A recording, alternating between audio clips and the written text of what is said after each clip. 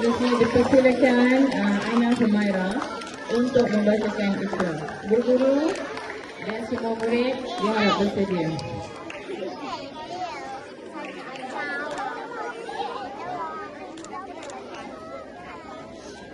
Ikra Minggu Syekh dengan baik melakukan perkara yang baik, menghormati rakan, tidak membuli dan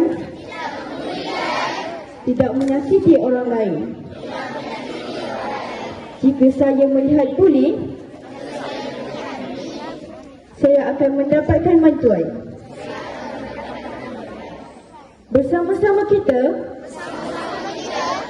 menjadikan sekolah kita selamat, baik dan bahagia. Kita lebih hebat tanpa buli. Terima kasih.